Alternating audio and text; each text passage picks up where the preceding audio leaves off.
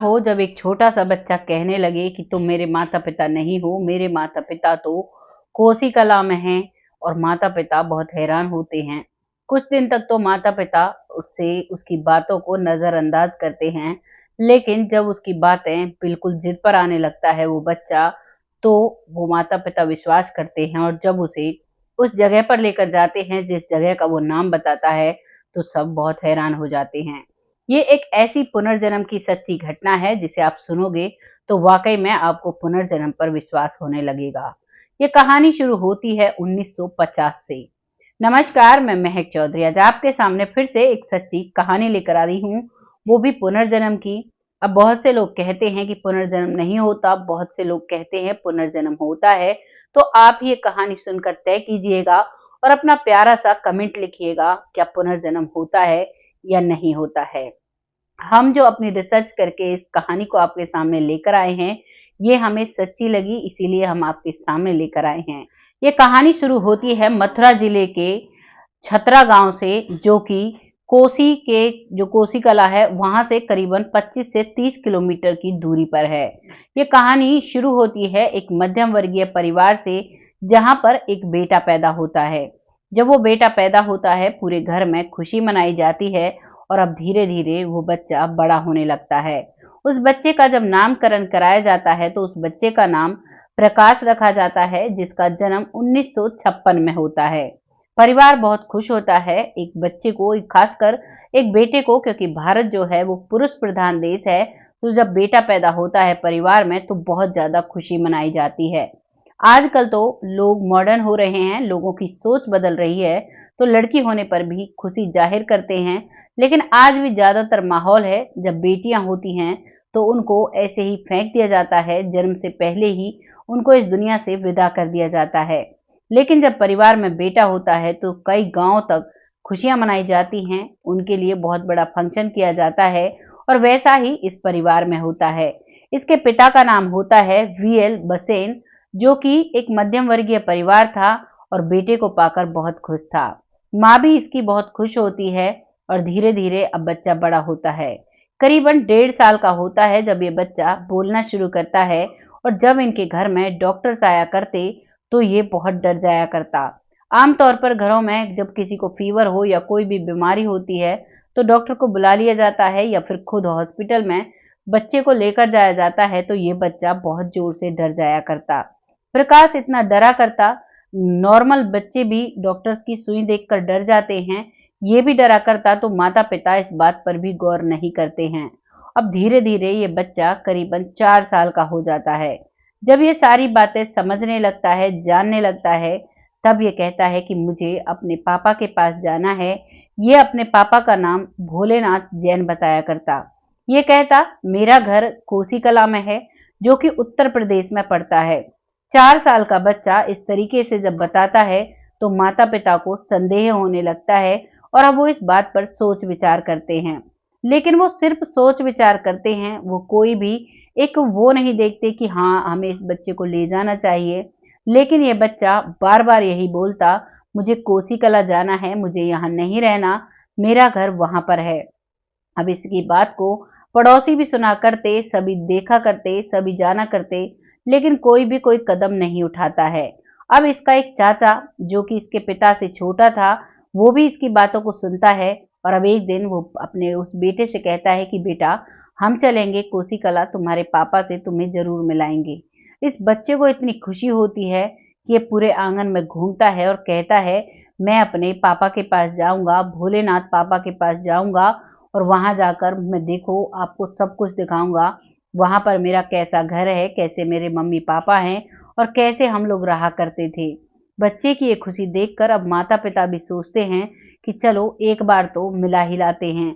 फिर जो बच्चे की माँ होती है यानी प्रकाश की माँ है, वो कहती है कि अगर आप इसको वहां लेकर जाओगे, कहीं ऐसा ना हो ये वहीं रह जाए, हमारा बेटा अगर वहां रह जाएगा तो मैं जीवित नहीं रहूंगी।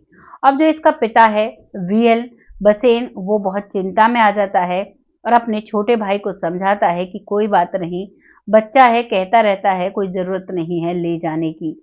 लेकिन वही चाचा कहता है कि भाई साहब कोई जरूरत की बात क्यों नहीं है, अब तो ये छोटा है, अगर अब इसके जो सवाल हैं उनका जवाब इसको मिल जाता है तो इसका मानसिक तौर पर भी ये ठीक रहेगा और ये शारीरिक तौर पर भी अच्छा विकास कर पाएगा। अगर हम इसको नहीं लेकर जाते हैं तो ये वहीं की बातें सोचता रहेगा और ना ही जीवन में आगे बढ़ेगा, ना ही ये पढ़े लिखेगा। अब ये बात उसके पिता के दिमाग में बैठ जाती है और वो हाँ भर देते हैं। अगले दिन इसका चाचा और इस बच्चे को भेज दिया जाता है। अब चाचा इसको लेकर, जब क्योंकि ये मथुरा में जन्मा था और मथुरा के ही आसपास कोसी पड़ती है, अब वो वहां के लिए जब चलते हैं तो उस बस में बैठकर ही ये बहुत खुश हो जाता है, जो कोसी कला की बस होती है। कहता है, चाचा मैं पहले भी आया जाया करता था और मैं बहुत अच्छे से रहा करता था। करीबन 32 साल इसकी उम्र थी जब इसका देहांत हुआ था। लेकिन पापा को, इसके चाचा को नहीं पता था कि इसका देहांत कैसे हुआ था, क्या हुआ था। इससे पूछा भी नहीं उन्होंने, लेकिन इसके पिता से मिलाने के लिए इसे लेकर चल देते हैं। अब वो बस जब रुकती है कोसी कला में आकर, तो वहां के जो बस स्टैंड है वहां पर बस रुकती है।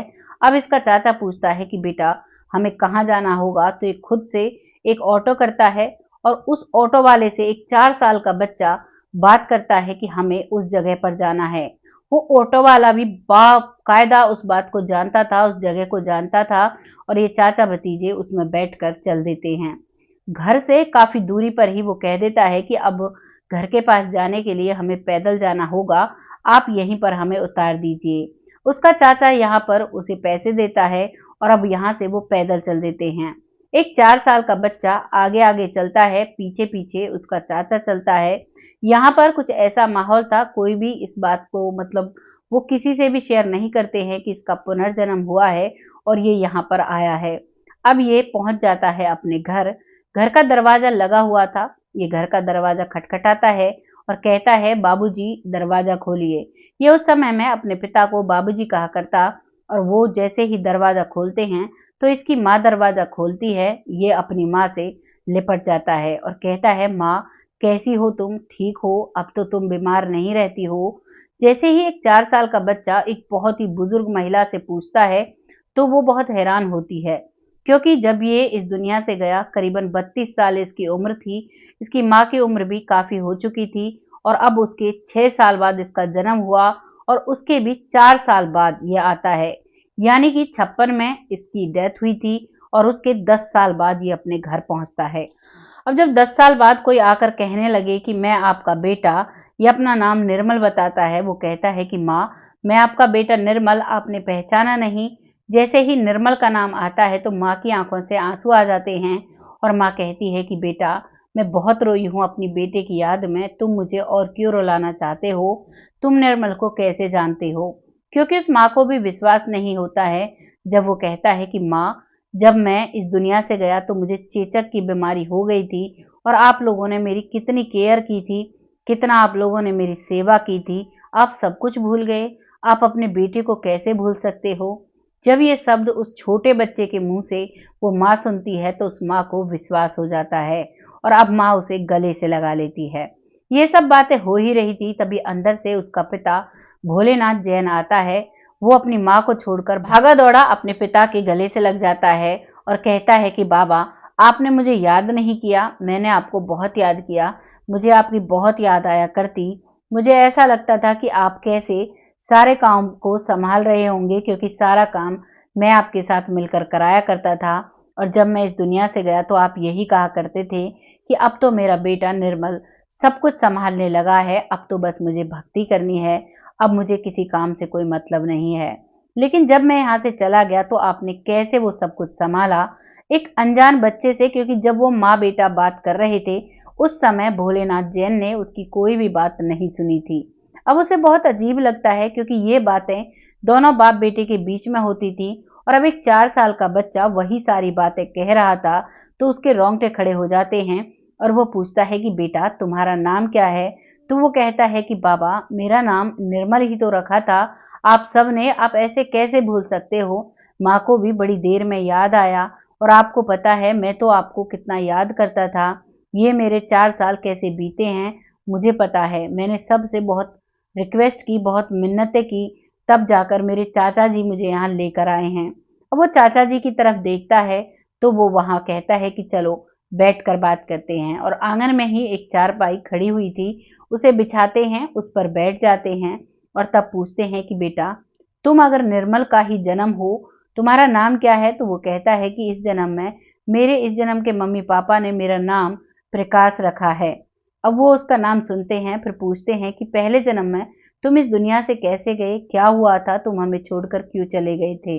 तो वो बताता है, अरे बाबा, आप भी भूल गए, मुझे चेचक की बीमारी हुई थी और बहुत इलाज कराया था आपने, लेकिन मैं नहीं बच पाता हूँ और आप भी बहुत रोया करते थे। मैं आपको देखा करता था जब मैं बीमार रहता था। अब उसके पिता को विश्वास हो गया था। वो कहता है कि अच्छा, तो तुम यहाँ पर आ गए, तुम्हें ऐसा नहीं लगा क्योंकि जिन माता पिता ने तुम्हें जन्म दिया है वो भी तो तुम्हारे माता पिता हैं? तो वो कहता है कि वो भी मेरे माता पिता हैं, लेकिन पहले तो आप ही मेरे माता पिता थे, मुझे आप लोगों की बहुत याद आया करती। तो वो कहता है, अच्छा, तो ये बताओ कि तुम्हारे बहन भाई कहाँ हैं, क्या तुम्हें पता है? तो वो कहता है कि मेरे तो बहन भाई थे ही नहीं, मैं तो आपका इकलौता बेटा था, तो मैं बहन भाई कहाँ से लाके दूं? इस बात पर अब उसके पिता को बिल्कुल पूरा विश्वास हो जाता है और वो पिता भी अपने बेटे को गले से लगा लेता है। इधर चाचा देखकर उनको उसकी भी आंखों में आंसू आ जाते हैं, लेकिन उसके दिमाग के अंदर यही वहम था कि कहीं ऐसा ना हो इनका इकलौता बेटा है और ये हमें इसको दे ही ना, और ये भी यहाँ पर रहने लगी तो मैं क्या करूंगा, क्योंकि वो चाचा अपनी जिम्मेदारी पर उस बच्चे को उनसे मिलाने के लिए लाया था। तभी पड़ोस में से एक महिला आती है उसकी माँ से मिलने, तो उससे वो हंसकर कहता है, अरे चाची, आपकी आदत अभी भी नहीं बदली, आप अभी भी जब आपका काम हो जाता है तभी आप माँ के पास चली आती हो। इस बात को सुनकर वो बहुत हैरान हो जाती है। वो जो दूसरी महिला आई थी वो कहती है, क्यों री, कौन है ये? तो वो कहती है कि ये मेरा निर्मल है, ये मेरा निर्मल दूसरा जन्म लेकर आया है। जब दोनों ऐसी बातें करती हैं तो वो चाची भी उसे बहुत प्यार करती है, बहुत दुलार करती है और कहती है, बेटा, तुमने हमें धोखा दिया, तुम हमें भरी जवानी में छोड़कर चले गए थे, ये तुमने क्यों किया था? वो कहता है कि ये सब मेरे हाथ में नहीं था, बस जो भगवान की मर्जी थी वो हो गया था। एक छोटा बच्चा जो 4 साल का होता है वो इतनी स्पष्ट बातें करता है, सभी देखकर बहुत हैरान थे। अब यहाँ पर वो अपने परिवार से मिल लेता है और कहता है अपने चाचा से कि चाचा, आप जाओ, मेरे माता पिता अकेले हैं, मैं इनके साथ ही रहूंगा। वो माता पिता की आंखों में एक बहुत प्यारी सी चमक आ जाती है और उनको एक संतुष्टि सी होती है, लेकिन जो चाचा है वो बहुत परेशान हो जाता है। तभी उसका पिता भोलेनाथ जैन उस चाचा की सारी कश्मकश को समझता है और वो कहता है अपने बेटे से कि बेटा, तुम हमारे बेटा हो, लेकिन इस जन्म में जिनके पास तुमने जन्म लिया है उनके पास ही रहना होगा। भोलेनाथ की यही कृपा थी, यही मर्जी है, लेकिन हम तुम्हारे घर भी तुमसे मिलने आया करेंगे और जब तुम्हारा मन करे तब तुम भी आ जाया करना। और वो उससे पूछते हैं कि तुम कहाँ से आए हो? तो वो बताता है, मैं छतरा गांव से आया हूँ। तो वो तुरंत पहचान लेते हैं क्योंकि छतरा गांव उनसे करीबन 30 किलोमीटर की दूरी पर था। तो वो कहते हैं कि बेटा, वो गांव तो इतना दूर भी नहीं है, तुम चिंता मत करो, हम तुमसे वहीं मिलने आ जाया करेंगे। वहां पर उस बच्चे को वो खाना खिलाते हैं, उसकी मनपसंद चीजें बनाते हैं। उसको आलू की भुजिया बहुत पसंद थी। उसकी माँ उसके लिए आलू की भुजिया बनाती है और उस पर बहुत लाड दुलार करती है। उसकी माँ की आंखों से आंसू सूखने का नाम नहीं ले रहे थे। इधर पिता की भी आंखें नम हो रही थी, लेकिन कहते हैं, मर्द जो होता है, व्यक्ति जो होता है, वो अपने आंसुओं को किसी को नहीं दिखाता है। और उस समय पर उसका पिता भोलेनाथ जैन बहुत कड़ा फैसला लेता है और उस बच्चे को शाम को उसके चाचा के साथ वापस भेज देता है। वो वहां से उसे लेकर चल देता है और अब उसका चाचा एक गहरी राहत की सांस लेता है। अब उससे रास्ते में ही जब वो बस में बैठते हैं, उसे बस स्टैंड तक छोड़ने के लिए उसके माता पिता दोनों आते हैं, घर का दरवाजा बंद करते हैं और उसके साथ आते हैं और नम आंखों से उसके चाचा के पास भेजते हैं साथ में। और साथ में वो बच्चा भी बहुत रो रहा था। वो कहता है, मुझे यहीं पर रहना है, लेकिन क्या कर सकते हैं, कुदरत का इंसाफ ही ऐसा था, उसके सामने उन सबको झुकना पड़ता है। अब वो बेटा बस में बैठ जाता है और अपने चाचा के साथ अपने गांव जाने लगता है। रास्ते में उसका चाचा पूछता है कि बेटा, अब तो तुम्हारे कोई भी सवाल नहीं है, अब तो तुम्हें तुम्हारे पिछले जन्म के माता पिता भी मिल गए हैं, अब तुम्हारा जब मन करे तब उनसे मिलने आ जाया करना, या फिर ये लोग आ जाया करेंगे, अब तो कोई परेशानी नहीं है। तब वो एक छोटा सा बच्चा एक ऐसे तरीके से कहता है कि हाँ चाचा, अब तो मैं अपने मम्मी पापा से मिल लिया करूंगा। मुझे संतुष्टि है, ये ठीक है, खुश है, अच्छे से है। अब मैं वहां पर आराम से रह सकता हूँ। और अब ये अपने घर पहुंचता है। इसकी माँ बहुत बेचैन थी, जिसने इस जन्म में इसे जन्म दिया था।